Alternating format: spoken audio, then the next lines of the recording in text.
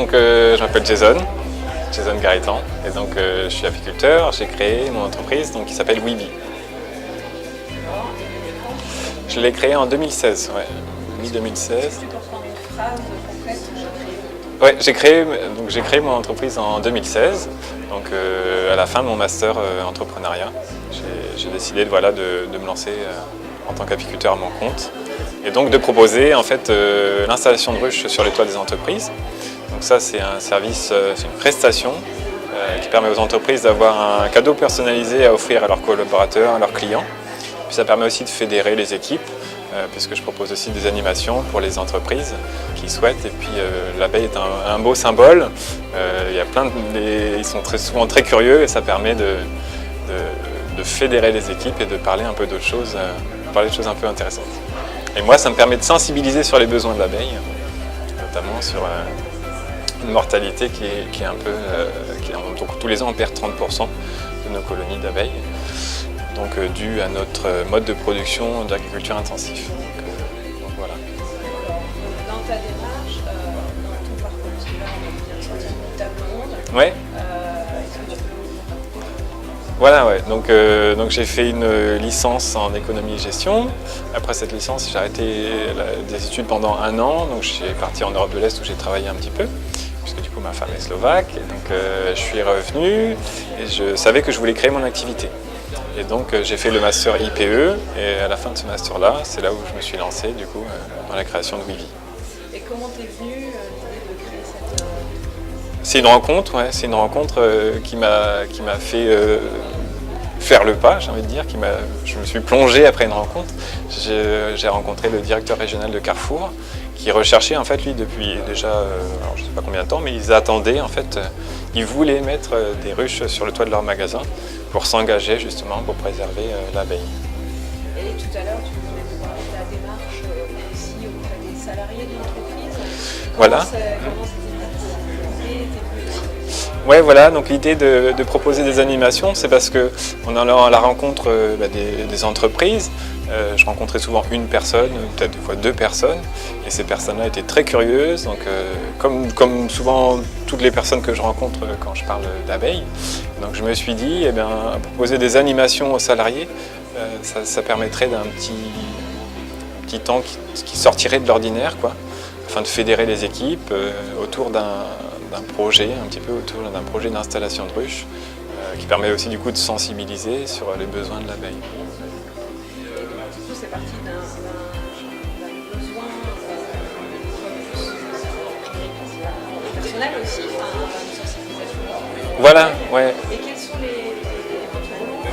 méthodes que tu as apprises au sein de la formation que tu peux mettre en application? Ouais, les méthodes que j'ai apprises au sein de la formation, c'est vraiment du coup de pouvoir s'adapter au client, pouvoir vraiment écouter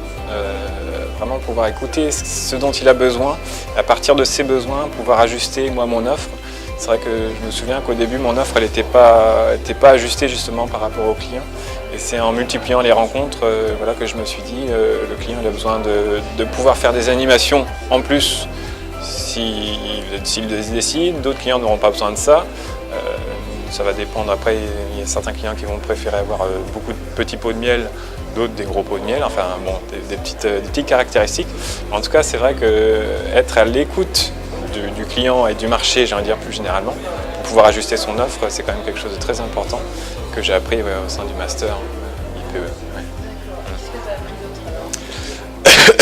Ou éventuellement, est-ce que tu as des Ouais, qu'est-ce que j'ai appris d'autre? C'est vrai qu'on parlait beaucoup de créer son océan bleu donc au sein du master, de se créer un peu de pouvoir se différencier un petit peu. C'est aussi ça qui m'a donné envie de lancer cette activité Weebee, puisqu'il y a aussi un côté production, purement production de miel, où là je produis donc le truc classique. Mais c'est vrai qu'en étant à l'écoute aussi des autres acteurs sur le marché du miel, beaucoup d'apiculteurs retraités me disaient te lance pas dans la production de miel, ça marche plus. C'est à la fois ça et la rencontre avec le directeur régional de Carrefour qui m'a fait comprendre qu'il fallait à la fois être sur une production de miel un peu classique, mais innover d'un autre côté pour proposer une prestation de pose de ruche en entreprise. Et puis après aussi, là, je commence les formations en apiculture pour les particuliers, donc plein de petites choses. Donc, en Voilà, ouais, il faut toujours s'adapter, il faut être prêt à... Des fois c'est en haut, des fois c'est tout en bas, des fois on est à fond, des fois on a envie de jeter l'éponge. Ouais, c'est ce que j'aime, c'est ce que j'adore, donc il faut être prêt, quoi, faut s'accrocher. Il faut être un bon challenger. Je pense, il y a du challenge. Après, on m'a souvent dit que j'étais phlegmatique, moi, donc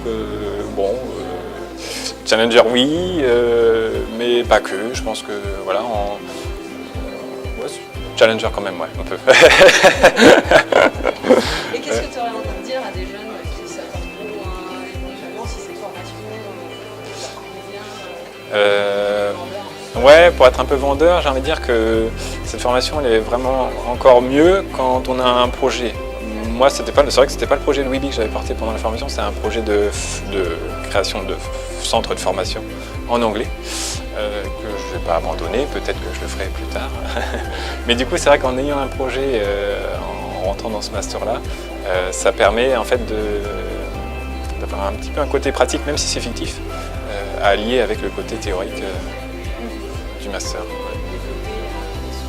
Voilà, exactement. Sur 2 ans, oui. Donc le fait d'avoir développé déjà le projet fictif, ça m'a donné déjà beaucoup de cartes par rapport au développement de Weeby. Je savais déjà à quelle porte toquer, je savais un peu ce qu'il fallait faire. Après, j'ai pas fait mon prévisionnel moi-même, même si dans le master on le fait avec des intervenants externes bien sûr, mais là dans la vraie vie du coup on le fait avec un expert comptable, on le fait, donc voilà. D'accord, donc du coup ce réseau-là, pour créer son entreprise, tu avais déjà des notions. Voilà, j'avais les notions, j'avais les bonnes, je connaissais les structures à aller voir, je savais un peu le schéma type de la création, quoi. Faire un prévisionnel, pouvoir un peu tâter un peu le marché, savoir créer son océan bleu, se diversifier, innover. Bien sûr l'innovation, l'innovation n'est pas spécialement technologique. Dans mon cas, l'innovation au final c'est trouver un autre moyen de vendre du miel tout en sensibilisant et en fédérant des équipes. Donc voilà, il y a de l'innovation un peu dans tout en fait. Okay. Alors moi c'est Maximien Basile, alors je suis ancien étudiant du coup du master IPE. Donc pour commencer un petit peu mon parcours qui a été un petit peu plus long, j'ai commencé un IAE à Perpignan que j'ai dû arrêter pour revenir ici. Après j'ai fait le CNAM pendant 3 ans avant de réintégrer en fait directement la licence 3, donc là où j'ai pu rencontrer notamment Nabil. Et après du coup j'ai fait le parcours classique L3, M1, M2, IPE. Donc pendant mon master 1 notamment, j'ai eu ma première vraie expérience professionnelle intéressante du moins, qui n'était pas juste alimentaire. Du coup c'était dans le laboratoire LCS, en fait c'est un laboratoire de contactologie qui en fait a retravaillé le système de la lentille de contact en mettant le contour de la lentille souple et le milieu de la lentille rigide afin que ça soit plus agréable à porter, d'apporter une meilleure correction au niveau de la vue. Donc dans cette entreprise, moi ce que je faisais tout simplement, je faisais du community management et un petit peu de marketing avec l'organisation de formation pour tout ce qui était ophtalmo, enfin tous les métiers en rapport avec l'ophtalmologie. Donc voilà pour le M1. Après pour le M2, tout simplement, j'ai fait un stage de 6 mois, donc stage de fin d'études. Donc là c'était à Bodycap, donc Bodycap qui faisait de la miniaturisation de dispositifs électroniques pour du monitoring physiologique. Donc ça c'est la phrase qui claque. Donc concrètement, en fait c'était des petits dispositifs qu'on pouvait avaler, qui envoyaient à distance via Bluetooth en fait la température interne et en direct. Donc c'était bien bon pour tout ce qui était sportif de haut niveau. Thomas Pesquet qu'on a équipé aussi, qui est parti dans l'espace avec ça. Tout ce qui était médecine aussi, tout ce qui était opération. Moi j'étais spécialisé dans tout ce qui était chirurgie bariatrique, donc l'obésité. Donc moi là-bas je faisais surtout tout ce qui était marketing, flyer, création de vidéos, représentation lors des after-work organisés par Caen la Mer, etc. Après j'avais toute une casquette, encore community management avec développement des réseaux, LinkedIn, YouTube, Twitter et Facebook. Et toute la partie business développement en fait, que là j'ai commencé à développer avant d'intégrer mon métier d'aujourd'hui. Donc là le but du jeu c'était de contacter tout ce qui était chirurgien, donc une population qui est très compliquée à pouvoir contacter. Donc ça a permis de développer plusieurs compétences en relationnel, en persévérance, en phoning, en mailing, enfin tout ce qu'on peut imaginer dans le métier. simplement. Et après, du coup, pendant cette expérience chez Bodycap, du coup, j'ai été contacté via LinkedIn, d'où l'importance des réseaux sociaux, par LinkedIn, par Delanesi, donc mon entreprise actuelle, donc, où je suis ingénieur d'affaires grand compte en fait. Donc c'est une société de services et de conseil en informatique spécialisée dans tout ce qui est banque, assurance, finance de marché. Donc il faut savoir qu'en fait dans l'entreprise, on a tous 2 ou 3 comptes affiliés. Donc moi j'ai BNP, CIB, CACIB Compliance et la BPCE, et du coup le but du jeu c'est d'aller rencontrer directement les clients sur place dans leurs locaux, donc les locaux qui sont souvent pas dégueu puisque c'est la finance. Donc voilà. Donc on rencontre ces clients, on décèle ou on crée le besoin en prestation, donc en fait on vend de la prestation intellectuelle, donc on voit si pour tel ou tel développement d'outils, de projets, ils ont besoin pendant 1, 2, 3 ans d'un expert de développement de tel outil ou d'une personne en renfort sur du front, middle, back office. Enfin, c'est assez divers. Donc à partir du moment où on a réceptionné ce besoin, nous on rentre à la base, on a des chargés de recrutement qui sont là pour recruter les meilleurs profils sur le marché, donc les sorties d'école ou débaucher, même si c'est pas bien, d'autres entreprises pour qu'elles viennent chez nous. Et après du coup le but du jeu c'est de faire matcher le besoin du client, l'envie du candidat, et bien souvent aussi de coacher un petit peu le candidat, parce que si ce sont des vrais développeurs qui passent un peu, qui vivent dans leur grotte et qui ne sont pas très habitués à tout ce qui est relations humaines, donc là on intervient pour les coacher pour que ça matche au mieux le jour de l'entretien. Et voilà, notre métier c'est ça, c'est de faire évoluer les personnes, les candidats directement d'un point A à un point Z. Ils nous disent là, admettons je sors d'études, j'ai ça comme compétence, mais j'aimerais dans 5-10 ans être chef de projet digital pour telle ou telle chose. Nous on les accompagne en fait en faisant nos missions par mission, on les fait évoluer dans leur carrière, et voilà, c'est un réel suivi. Voilà. C'est un peu chasseur de tête, sauf que mon entreprise est assez grande pour avoir un pôle chargé de recrutement qui sont axés vers les candidats, et nous axés plus vers les clients en fait. Bon, alors avec tout ça, qu'est-ce que tu peux nous dire de la formation que tu as passée ici? Alors là, oui, c'est vrai. Par le lien, là. C'est vrai. Alors, Quelque part, le master, en fait, c'est ce que je dis souvent, c'est que les compétences techniques, pratiques, ce que j'ai pu apprendre sur le papier, ça, je ne devrais pas le dire, mais ça ne m'a pas servi concrètement. Ce que ça m'a apporté surtout, c'est une façon de raisonner, une logique qui face à un problème, trouver une solution, essayer de se vendre, parce que là, moi, je mets que en avant ce côté commercial dans mon entreprise.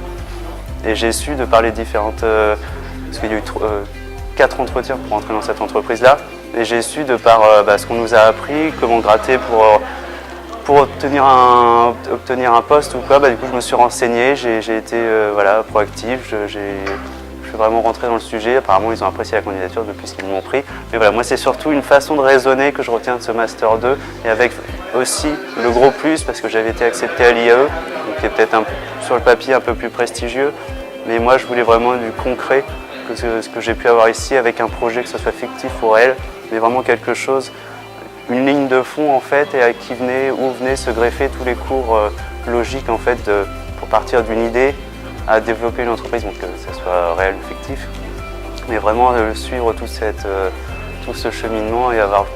Enfin voilà, moi je trouvais ça intéressant. D'accord, donc toi, quand tu es arrivé, toi tu avais un projet? Pas forcément. Pas forcément. L'entrepreneuriat, moi j'aimais surtout l'intrapreneuriat dans le parcours. C'était plus la différence entre entrepreneuriat et entrepreneuriat. Intrapreneuriat, c'est juste qu'on est au sein d'une structure, on développe un projet. Entrepreneuriat, si on est au sein de rien, on développe un projet. Moi, peut-être par facilité ou déjà d'être encadré, parce que c'est vrai que quand on se lance et qu'on est sorti d'école, on a peut-être un peu moins confiance en soi sur ses compétences.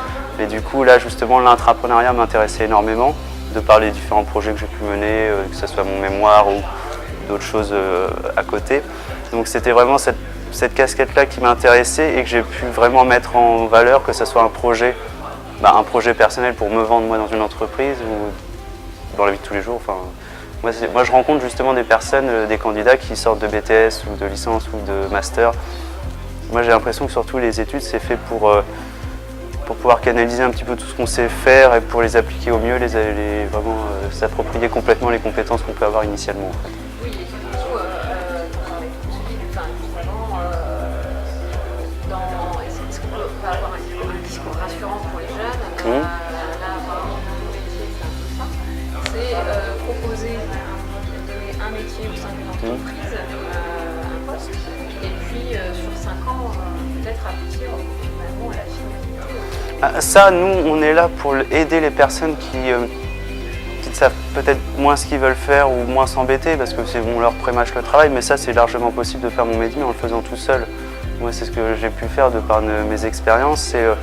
Je sais ce que je veux pas faire, je sais à peu près où je veux aller. Du coup, je passe de brique en brique en essayant d'évoluer à chaque fois, de passer de ce stage-là à ce stage-là, qui sera valorisé pour cette formation-là, pour celle-ci. Et du coup, voilà, on passe de brique en brique pour arriver où on veut. C'est pas linéaire, quoi. Non, pas du tout. C'est ça qui est important. De toute façon, dans le marché de l'emploi aujourd'hui, si c'est linéaire, malheureusement, on pourra mal se vendre. D'accord, donc du coup, si tu avais un conseil à donner à des personnes qui partent justement de la formation, qui terminent la formation. Il faut se lancer, il faut savoir ce qu'on veut faire.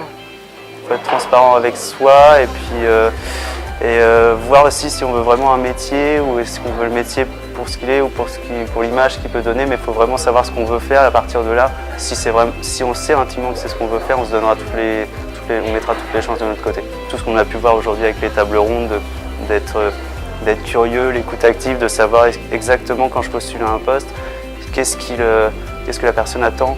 Est-ce que moi c'est vraiment le poste qu'il me faut? Déjà ça c'est important de savoir. Ne pas juste j'aime bien le titre, j'ai des copains qui bossent là-dedans, je vais y aller. Non, il faut vraiment savoir est-ce que ça peut nous plaire. À partir de ce moment-là, si ça nous plaît, c'est comme tout, à partir du moment où on aime ça, on se donne tous les moyens, mais il faut juste être curieux et vraiment ouvrir le champ des possibles. Il faut partir des valeurs. Ah bah oui, il faut toujours ça, faut voir.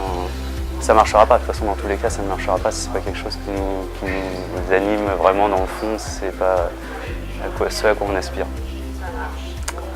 Voilà. Bah, merci. Je pense que merci. Et éventuellement tu as une méthodologie à mettre en avant ou pas? Méthodologie pour tout ça. Après il n'y a pas de méthodologie, tout le monde est différent, tout le monde fonctionne différemment. Moi je sais que je ne suis pas une personne hyperactive, je suis un peu plus mou mais je prends le temps d'analyser, etc. Une personne qui sera plus active tapera peut-être à plus de portes que moi qui en ai tapé à quelques-unes de façon plus qualitative. Ça dépend, en fait, ça dépend des personnes, il n'y a pas de méthodologie. La méthodologie c'est pour les gens qui ne savent pas vraiment ce qu'ils veulent faire. On leur donne des clés pour arriver à un endroit où ils ne savent pas vraiment où ils vont. Alors que si vraiment on a vraiment envie, il n'y a pas de méthodologie. On la crée nous-mêmes, notre méthodologie. Voilà.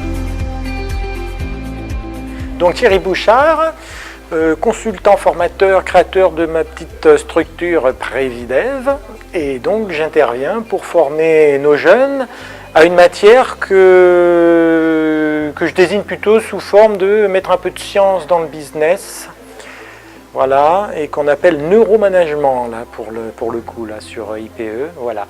En gros, c'est mettre une approche un petit peu scientifique sur les jolies recettes managériales auxquelles on a été formé depuis des années. Et ça permet notamment aux jeunes de fonctionner, de construire des équipes, surtout qui fonctionnent à cerveau total, c'est-à-dire on active réellement des complémentarités.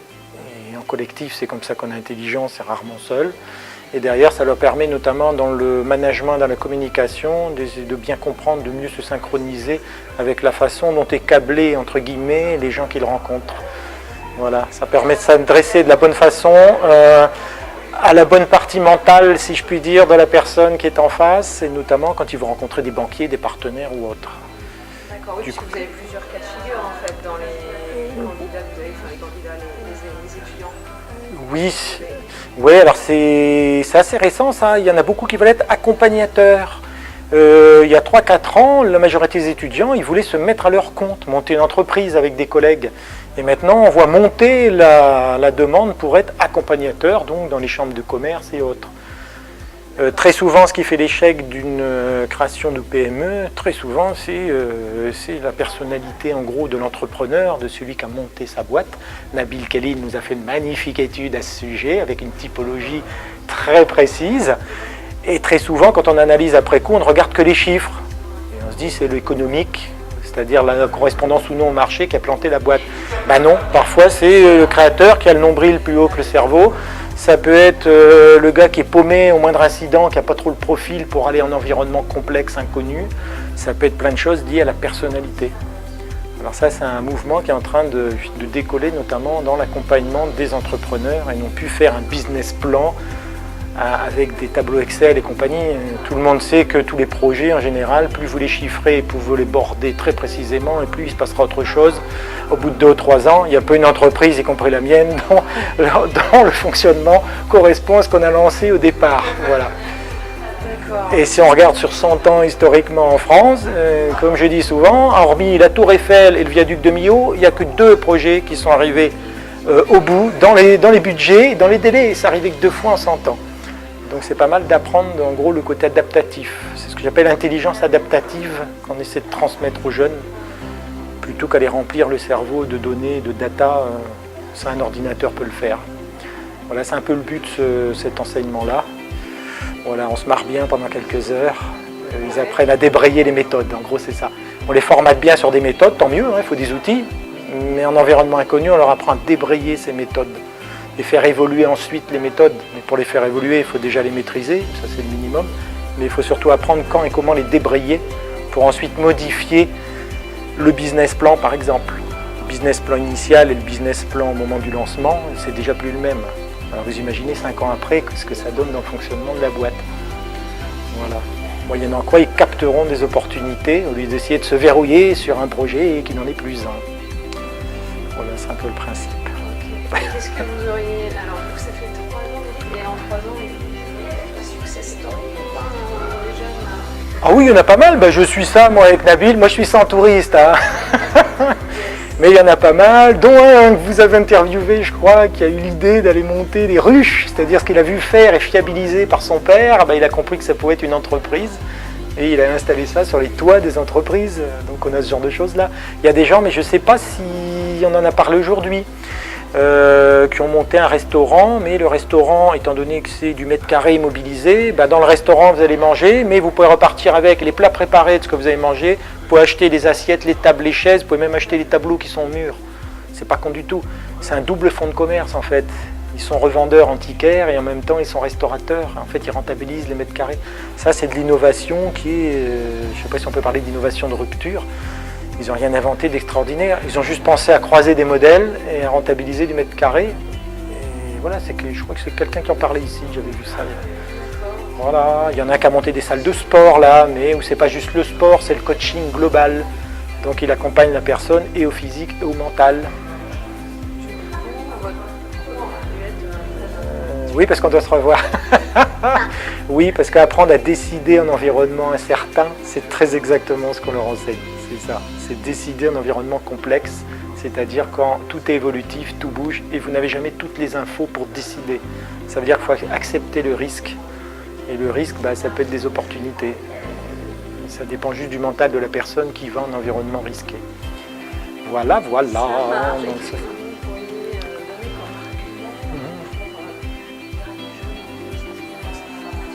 Alors moi je l'ai découvert de la formation voilà, en venant par hasard enseigner là.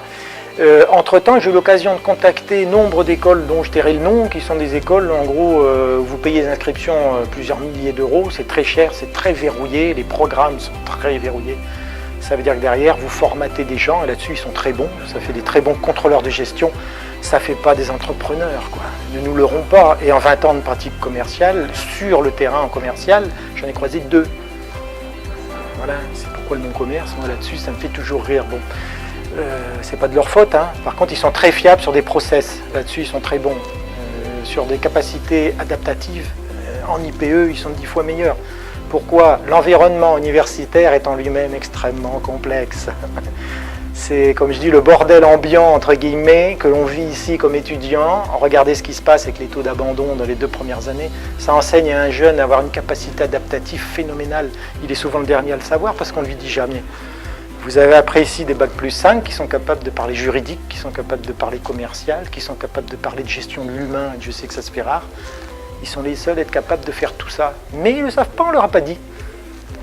Voilà, c'est ce qui est étonnant. Du coup, ces valeurs-là, en fait, c'est peut-être ça qu'il faut faire passer comme message. On vient de leur expliquer, quoi. Vous êtes très adapté à décider en environnement complexe, mais c'est en fait tout votre cursus universitaire qui vous a amené à ça. Donc il faut peut-être arrêter pour les universités d'essayer de singer des jolies écoles bien formatées avec des budgets records. Non, le point de talent, il n'est pas là. Le point de talent, il est de permettre à un jeune dans un environnement complexe et imprévisible d'être capable tout seul, en autonomie totale, d'aller suivre ses cours et de créer sa formation et son profil tout seul. Personne ne fait pour lui, on leur apprend même pas à faire des CV. C'est-à-dire ils apprennent tout seuls ou en groupe, ils apprennent à s'organiser pour arriver à aboutir au diplôme et à les vendre leurs capacités. Voilà, bon, ben ça c'est le point très fort ici, ces formations-là. Et c'est le dernier truc qu'on leur dit souvent, c'est ce qui me fait toujours rire. Et voilà, on ne vous demande pas d'être bon en compta, on vous demande de comprendre pourquoi la comptabilité existe et d'être capable de discuter avec quelqu'un de l'excédent brut d'exploitation plutôt que discuter 2 heures sur c'est bon après la virgule. C'est ça le truc, c'est de comprendre à quoi ça sert. D'où le niveau ici où on peut dire parfois c'est théorique. Oui, mais si tu ne comprends pas la théorie, tu es incapable d'adapter ton modèle à ce que tu vas vivre. Donc voilà, plutôt que formater à des recettes, ici ils apprennent à comment on a construit les recettes. Ça leur permet de construire les leurs après. Voilà, voilà. Et c'est ce qui fait des bons entrepreneurs après. Et voilà, c'est très différent de ce qu'on cherche à recruter dans les boîtes du CAC 40 par exemple. L'intrapreneur dans nombre de grosses entreprises, et j'y suis passé, l'intrapreneur il dérange beaucoup de monde et on lui demande rapidement d'aller jouer ailleurs. Ça c'est la réalité du terrain. Voilà. Donc là, dans la réalité du terrain, quels sont les postes qu'ils peuvent viser? Ben, moi je leur conseille beaucoup, avant d'être conseiller, d'accompagner des entreprises, beaucoup veulent souvent aller être conseillers direct sur des CRA d'entreprise. Moi je leur dis, mais ça ce n'est que mon avis, allez bosser n'importe où, n'importe comment, dans n'importe quelle boîte, faites 1 an ou 2 ans dans une entreprise, 1 an ou 2 dans une autre, et après allez vous proposer comme accompagnateur. Parce qu'au niveau crédibilité, au niveau expérience, c'est quand même autre chose. Voilà, donc beaucoup veulent plutôt aller comme accompagnateur, voilà, ça c'est mon avis, mais je ne pense pas que ce soit ce qui est le mieux à faire dès le départ. Ouais, acquérir de l'expérience. Ah ouais, et dans n'importe quelle organisation d'ailleurs, que ce soit public ou privé. Comme ça, ils vont comprendre comment fonctionne en collectivité l'homo sapiens, et ça va leur servir pour beaucoup de choses après. Voilà. Dans la vie d'ailleurs ici d'étudiants, déjà ils apprennent ça. Hein. Voilà, voilà. Donc bonjour, je m'appelle Pierre Nicolet. Aujourd'hui, je suis gestionnaire des pépinières d'entreprise de Caen-la-Mer. Qu'est-ce que c'est qu'une pépinière? C'est tout simplement un bâtiment, un site où une start-up ou une jeune entreprise peut se développer pendant 3 ans et ensuite passer en autorité d'entreprise, c'est-à-dire que là, on n'est plus dans le stade d'une jeune entreprise, on est carrément sur un statut entreprise. Donc, au niveau de mon parcours, parce qu'il est un petit peu quand même assez atypique, je suis un ancien diplômé du M2 IPE, ingénierie des projets entrepreneuriaux. J'ai fait un stage à la chambre de commerce d'Argentan pour travailler sur plutôt tout ce qui est aspect commerce, faire des études pour savoir pourquoi le commerce ne marche plus en centre-ville. Donc essayer de produire des études là-dessus, du chiffre, des faits. De cette expérience, on m'a conseillé de continuer les études. Pourquoi? Parce que moi j'ai un métier qui me passionnait, c'est développeur économique. Donc développeur économique c'est quoi? C'est plus sur l'accompagnement d'entreprise sur le territoire en fait. Comment une start-up peut évoluer sur son territoire, donc quel est le rôle des incubateurs, quel est le rôle des pépinières, quel est le rôle que peut avoir une chambre de commerce par exemple. Donc ça me passionnait et on m'a conseillé une dernière formation qui s'appelle développement, innovation, marketing territorial. De cette formation, j'ai pu travailler en start-up, une start-up qui s'appelle KitLib. KitLib, c'est quoi en fait? C'est tout simplement, on s'est rendu compte en fait que le marché des personnes à mobilité réduite était vraiment pauvre. Qu'est-ce qui se passe quand on n'arrive plus à marcher? On prend un fauteuil roulant et on a 2 choix. Soit on a le fauteuil roulant électrique qui coûte une petite voiture, 50 000 €. Ou on a un fauteuil roulant basique qui coûte 500 000 €, mais qui n'est pas adapté à votre pathologie en fait. Donc qu'est-ce qui se passe? C'est que vous avez des personnes qui sont obligées d'acheter un fauteuil roulant qui n'est pas adapté à leur pathologie et il n'y a pas d'intermédiaire si vous voulez. Donc vous avez par exemple des gens qui circulent en fauteuil roulant et qui sont obligés d'utiliser leurs bras, mais à la fin ils ont tellement plus de force qu'ils utilisent leurs pieds et résultat vous avez de la corde en dessous. Donc c'est assez terrible. Le fondateur de KitLib travaillait dans des structures d'aide à la personne. Il s'est rendu compte de ce manque et donc il a décidé de travailler pour trouver des solutions et lui il a rencontré un ingénieur qui il lui a dit écoute Eric, moi j'ai peut-être une solution, il faut qu'on travaille sur un nouveau fauteuil. Et ce nouveau fauteuil, qu'est-ce qu'il fera? Il pourra avancer tout seul, donc avec des roues autonomes, des roues électriques. Et le fauteuil pourra aussi intégrer plein de modèles électriques, comme par exemple la détection d'objets, comme le pilotage à l'œil. C'est ouvert et on fera payer en fur et à mesure de la pathologie, donc le prix sera adaptable et il sera loué et on pourra toucher beaucoup de personnes.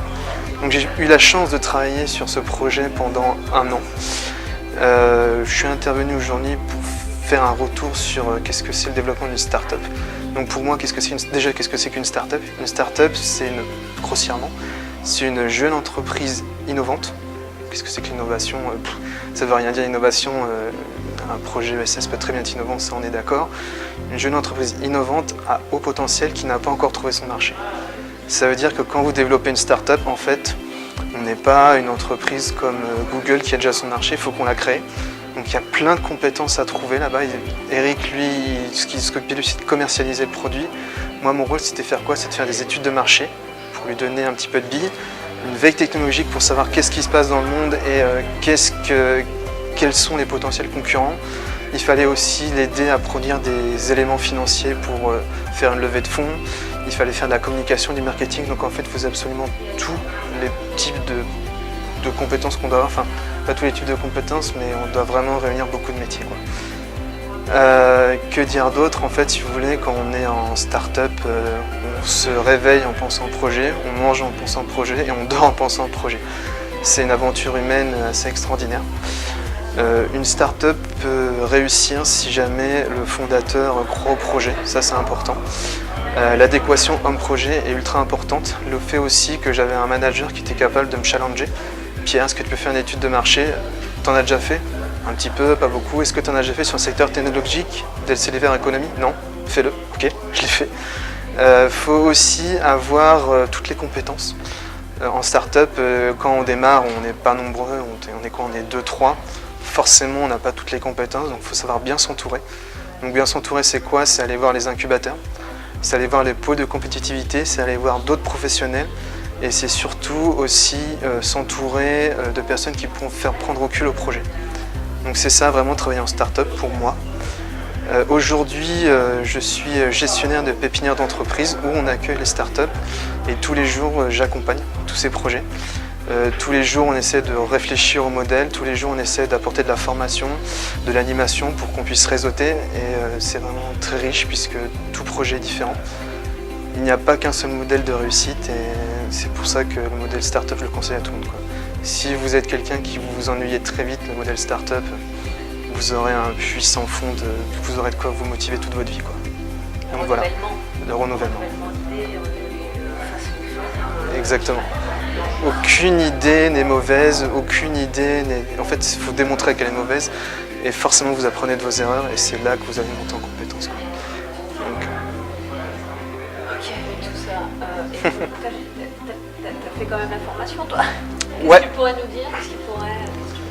En fait, ce qui est super intéressant en IPE, c'est que vous avez un apport suffisant pour travailler soit dans le conseil d'entreprise, même si vous n'avez pas d'expérience, on vous donne les bases au moins pour réfléchir à comment aider un porteur de projet.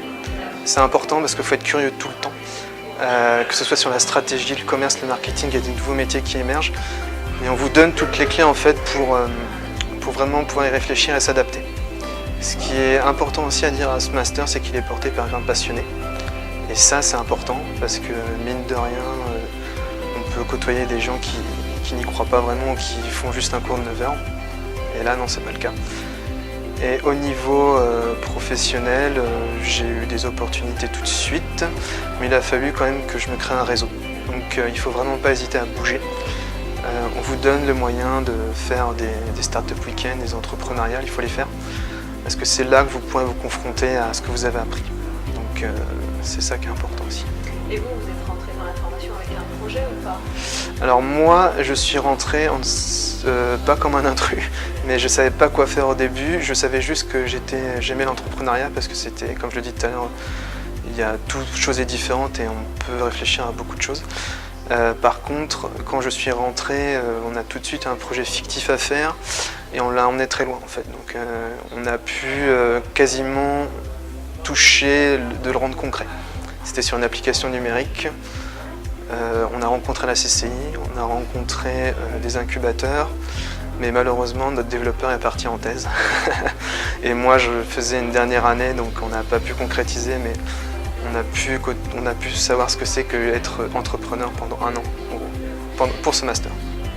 Mais est-ce que ça veut dire qu'un projet, même si tu en as un à la base, qui tombe à l'eau, pour X, une raison, il faut traverser les bras, on est d'accord? On est tout à fait d'accord dans la mesure où tout projet à la base ne tiendra. En fait, quand vous avez une idée, vous pouvez déjà faire le deuil de cette idée.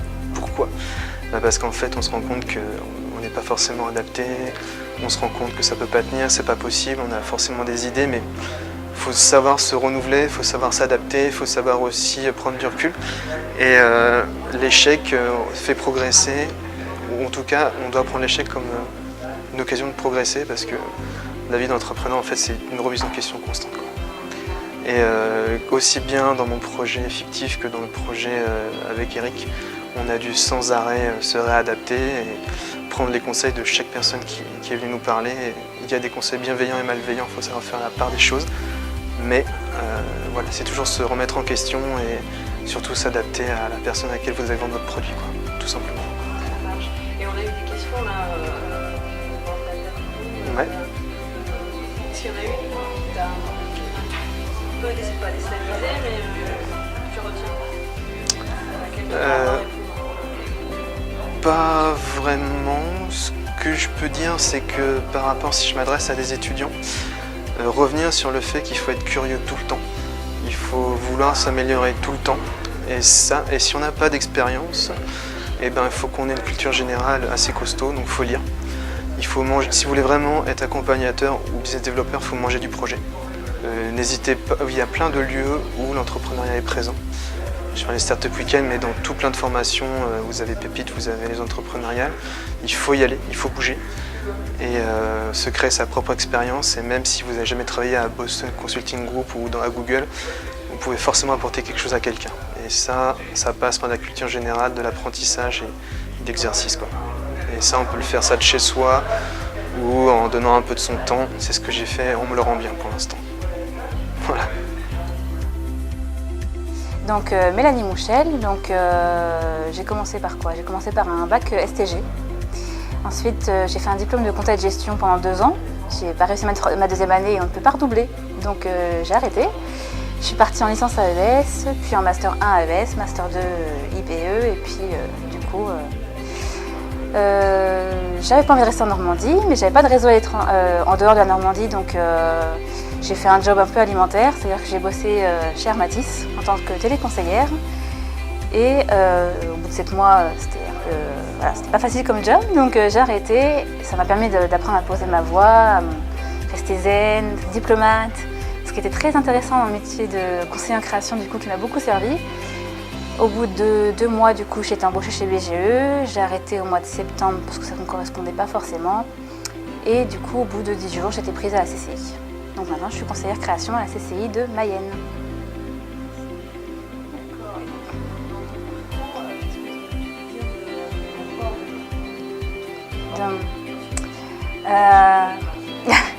Du coup, Master IPE était intéressant dans le sens où c'était vraiment très pluridisciplinaire. On faisait du droit des sociétés, on faisait de l'entrepreneuriat, même si à l'époque, je ne me rendais pas compte que ce serait aussi utile. On faisait d'économie, on faisait d'économie solidaire, on faisait de la finance. Aujourd'hui, en tant que conseiller en création, si on n'y connaît rien en compta et en finance, c'est compliqué. Puisque faut savoir lire un business plan, il faut savoir le monter.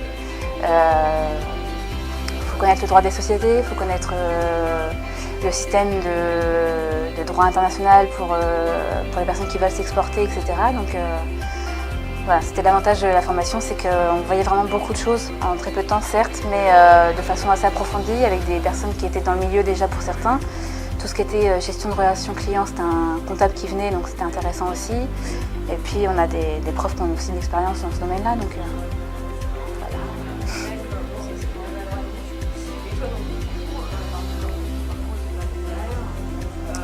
Non, c'est-à-dire que voilà, moi j'ai fait un diplôme de compta et de gestion, un DCG, donc pour ceux qui connaissent. L'inconvénient du DCG, c'est que c'est un diplôme donc, de compta qui se fait sur 3 ans. Sauf qu'on nous annonce à l'arrivée de la première année qu'on ne peut pas redoubler.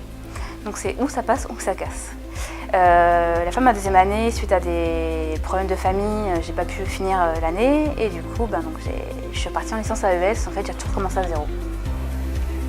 Et alors, du coup, qu'est-ce que tu as appris de cette L'avantage, c'est que du coup, en licence, j'ai pas eu grand-chose à faire, puisqu'en DCG, j'avais pris beaucoup d'expérience sur la compta, la finance, la fiscalité. Donc, côté licence, en fait, je l'ai fait un peu de façon pas très studieuse, on va dire. Les bases.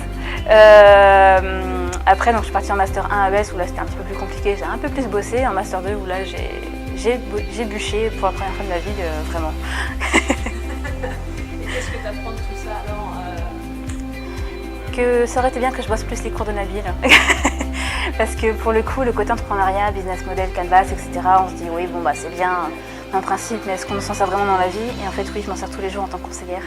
Et j'ai acheté le bouquin à 40 €, alors si j'avais suivi les cours, ça m'aurait coûté moins cher.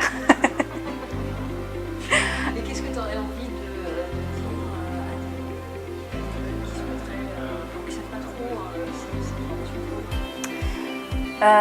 Je pense qu'il faut aimer l'administratif déjà, parce que mine de rien, les métiers qu'on a derrière, il y aura forcément de l'administratif. Il faut aimer le droit, parce que voilà, le droit c'est quand même une matière qui est assez spécifique. Et il faut être super curieux. Il faut vraiment avoir envie, il faut vraiment se renseigner par soi-même, parce qu'on n'apprendra pas tout en cours. Et si on ne se renseigne pas par soi-même, derrière ça va bloquer un moment dans le sens où... comment dire ça? Ça va bloquer un moment à partir... puisqu'on va arriver en milieu de travail, on n'aura pas toutes les connaissances qu'on aurait pu acquérir en temps normal. C'est-à-dire si on n'a pas bossé de nous-mêmes de notre côté, ça n'a aucun intérêt, quoi. Il faut...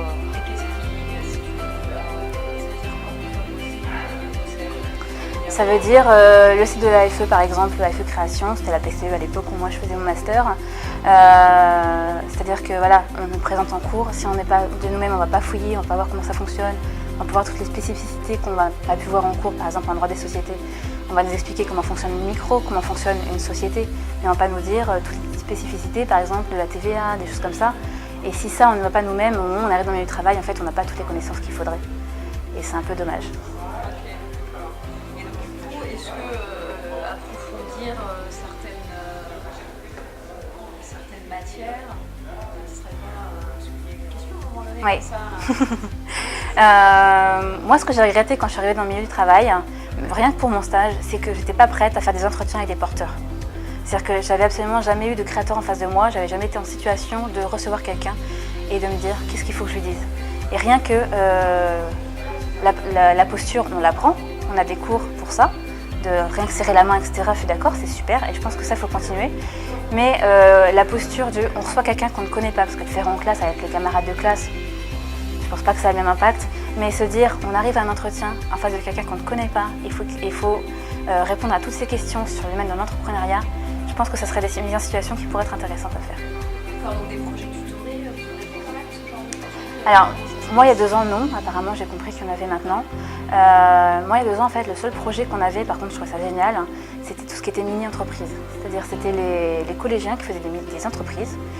Avec un projet sur une période de 6 ou 9 mois. Et en fait, au mois de mai, ils passent une sorte de concours qui se fait, il me semble, à l'IUT. Et du coup, ils présentent en fait tous leurs produits, ils vendent leurs produits et ils sont notés sur ça. Et nous, on était notés en même temps qu'eux. C'est-à-dire qu'on avait la même note qu'eux. Donc, il fallait que ça marche. Mais c'était... ouais. Et par contre, voilà, je trouvais ça super intéressant parce que, en fait, déjà, ils ne connaissent pas tout à l'entreprise, par contre ils sont très créatifs. Donc ils nous apportaient ce côté-là et nous on leur apportait le côté un peu plus cadré, un peu plus pour créer, il faut que tu fasses ta pub, comment tu peux faire ta pub. Donc on avait appelé énergie, etc. avec les jeunes et c'était plutôt chouette.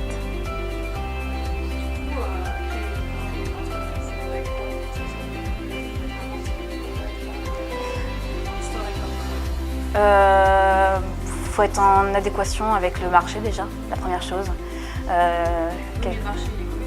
Le marché il évolue, mais il faut évoluer avec lui. Moi j'ai un monsieur qui est venu me voir, qui avait déjà créé sa boîte. Il me dit je comprends pas, ça marche pas. Bon, il n'avait pas fait beaucoup de pubs, un peu sur Facebook, mais bon c'était pas utile pour son projet à lui, c'était pas cohérent. déjà. Et deuxième chose, c'est que les concurrents, il n'avait pas regardé. Il avait 6 concurrents à côté. Juste à côté de lui, dans la rue. Donc forcément, si on ne regarde pas la concurrence, ça ne peut pas marcher. Et ben, de faire évoluer son projet pour se différencier des autres, justement. Pour le coup, c'était quelqu'un qui faisait de la mise en... de tout ce qui était fibre pour les grosses boîtes, Orange, etc. Et du coup, il s'est aussi spécialisé dans le côté particulier, ce que ne faisaient pas ses concurrents. Donc, ce qui était intéressant. Mais du coup, mais c'est ça.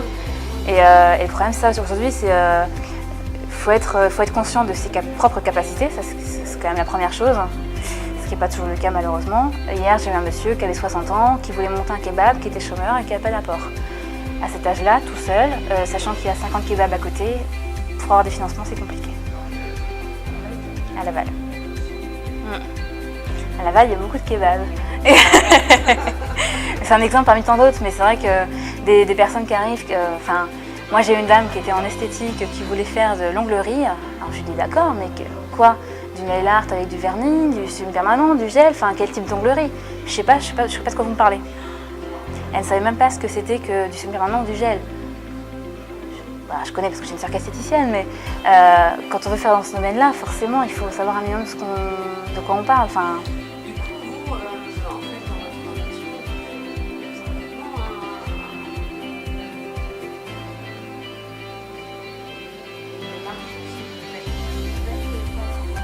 On avait un prof, je crois que c'était sur 1 ou 2 cours, qui nous donnait déjà des sites sur lesquels nous appuyer.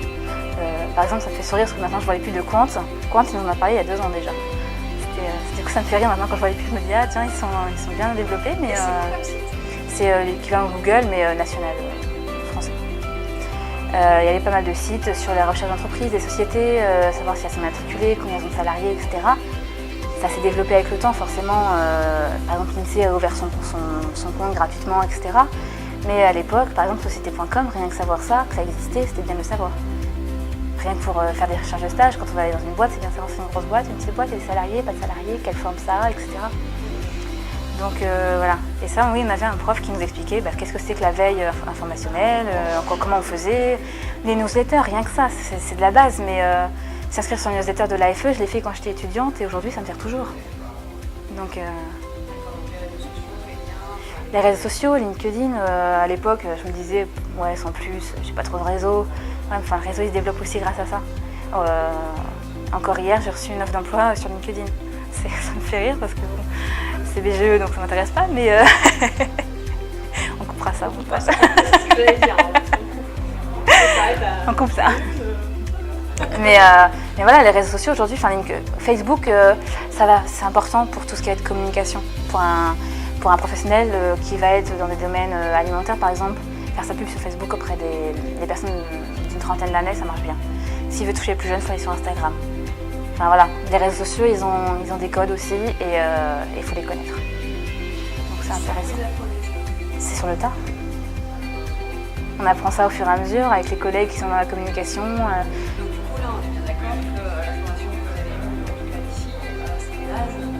C'est tout, en fait c'est ça, c'est que ce que disait une jeune fille, la question, elle disait voilà, on trouve que c'est trop théorique, on n'a pas assez de pratique. Oui, mais sans la théorie, on ne peut pas pratiquer. C'est-à-dire qu'aujourd'hui, j'aurais pas eu les bases d'entrepreneuriat, de business model canvas, de financement, de tout ça, je ne serais peut-être pas là où j'en suis aujourd'hui. C'est-à-dire, moi, mon maître de stage qui me demande de lui faire un business model avec les questions intégrées qu'il faut se poser pour un créateur, il faut déjà savoir ce que c'est un business model pour pouvoir créer des questions. Et ça, en stage, j'aurais pas pu le faire si j'avais pas eu ce cours-là. Donc, moi, je trouve qu'elle est très bénéfique. Maintenant, il faut vraiment avoir envie de se lancer dans ce domaine-là. Moi, mon but, c'est pas du tout de créer ma boîte. Ça m'intéressait pas. Je suis pas du tout la fibre créatrice. Je suis pas vendeuse. Je suis très bonne conseillère. Je suis très mauvaise vendeuse.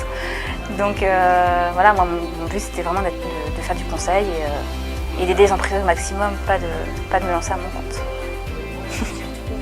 Tout à fait. Et la prochaine, je vais être inspecteur d'impôts, donc rien à voir. Alors bonjour, Émeric Bréant, je suis conseiller d'entreprise et chargé de développement au sein du CERF France. Donc concrètement, je suis commercial aussi, donc c'est le côté chargé de développement. Au niveau de mon parcours, j'ai une licence AES, donc très généraliste, touche à tout. J'ai fait un master IPE aussi. À partir de là, j'ai travaillé au sein de BGE. Donc BGE, c'est une association qui accompagne les créateurs d'entreprises sur différentes thématiques. La première, c'est la partie humaine, la partie études de marché, la partie comptabilité et juridique. Donc au niveau de mon expérience, effectivement, au niveau de ma formation, j'ai fait tout ce qui était côté technique. J'ai découvert le côté humain, qui est loin d'être négligeable dans ce métier, parce que finalement, un projet sans un bon porteur, ça ne fonctionne pas. Donc savoir analyser l'humain, savoir finalement essayer de déceler un petit peu les failles de l'humain et les retravailler, parce que ça reste quand même l'objectif, c'est de déceler les faiblesses et d'en faire des forces. Donc ça, je l'ai appris un petit peu sur le tas. En termes de compétences, je pouvais toucher à tout, ce qui n'est pas le cas de toutes les formations, donc c'est vrai que ça a été un avantage. Donc je faisais 8 rendez-vous par jour, donc on a le temps de voir un petit peu en termes d'expérience, de voir un peu tout type de profil, tout type de projet, donc c'est vrai que c'est très intéressant. Au bout d'un moment, j'ai eu envie de voir un petit peu ce qui se passait après la création. Donc je viens de rejoindre il y a 5 mois le CERF France, donc qui est un cabinet de conseillers d'expertise comptable. Donc là, mon métier, c'est de faire la création, de déceler aussi les futurs bons clients, parce qu'on est quand même sur quelque chose d'économique, il faut que ce soit rentable, pour notre intérêt, mais surtout pour l'intérêt du client, du futur client. Je conseille aussi les chefs d'entreprise, alors sur toutes les thématiques possibles. Donc je suis un petit peu le généraliste au sein du cabinet. Je conseille un petit peu sur la compta. J'essaye de la vulgariser, donc ça c'est très important pour les chefs d'entreprise ou les créateurs. Je conseille un petit peu sur les choix juridiques, sur la retraite, sur les différents placements. Et quand ça sort de mon champ de compétences, je fais appel à un spécialiste. Donc un juriste, un expert comptable, etc. Donc c'est un métier très polyvalent, très intéressant, auquel il faut toujours constamment apprendre. Et c'est ce qui me plaît. D'accord, et du coup, aujourd'hui, tout le corps de métier que tu fais intervenir finalement, dans Oui. ton job, c'est ce que toi tu as appris au sein de la formation, si tu n'avais pas été Oui, c'est ça, c'est ça. Ouais. Donc, qu'est-ce que tu pourrais dire aux gens qui disent, bah ouais, la théorie, si tu vois ce que je veux dire. Oui, c'était exactement les questions que je me posais. C'est exactement les mêmes doutes que j'avais en rentrant sur le marché du travail. Et je me suis rendu compte que certains métiers dits spécialisés, finalement, c'est des personnes qui ont été spécialisées sur un métier. Donc ils ont du mal à appréhender d'autres types de métiers. Là, mon avantage que j'ai eu, c'est que je pouvais faire vraiment pas mal de choses. J'appréhende assez rapidement les process, les différents changements, que ce soit juridiques, fiscaux et autres. Et il faut bien l'avouer, on coûte moins cher qu'un spécialiste. Donc ça, c'est un atout dans le métier. Et là, actuellement, je fais du conseil à la création, je fais du conseil d'entreprise, mais rien ne m'empêche de trouver ma place sur tout type de métier. J'ai des collègues qui sont dans l'apport-export, donc on peut vraiment toucher à tout. Et ça, c'est super intéressant. Toi, quand tu es arrivé dans la formation, tu avais déjà un projet? Alors non. Au début, je voulais vraiment travailler dans la banque pour épauler les chefs d'entreprise. Et je voulais aller sur de la banque, j'ai pas pu. J'étais pas un très bon élève. Donc on m'a conseillé le master ingénierie des projets entrepreneuriaux, qui était une suite logique à l'AES. Donc j'ai découvert qu'effectivement, il y avait un métier, il y avait une filière derrière tout ça, et qu'on pouvait trouver un métier avec ça. Ouais. Au niveau des intervenants, donc, il y avait la petite particularité au niveau de mon année, c'est qu'il y a eu un changement de présidence. Donc on a revu un petit peu, Monsieur Kelly a revu un petit peu le concept. Donc on a eu des intervenants sur la neuroscience, on a eu des intervenants sur les incubateurs. Et mon regret, c'est que j'ai pas été assez curieux sur leur métier, qui finalement est mon métier maintenant. Donc si j'ai un conseil à donner, c'est profiter de leur expérience. Pas que de la théorie, c'est aussi à vous de les questionner sur la partie pratique.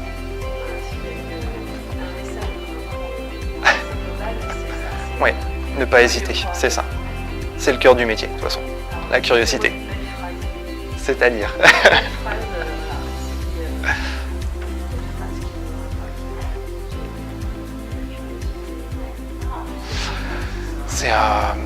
finalement, penser tout savoir, c'est ne rien savoir.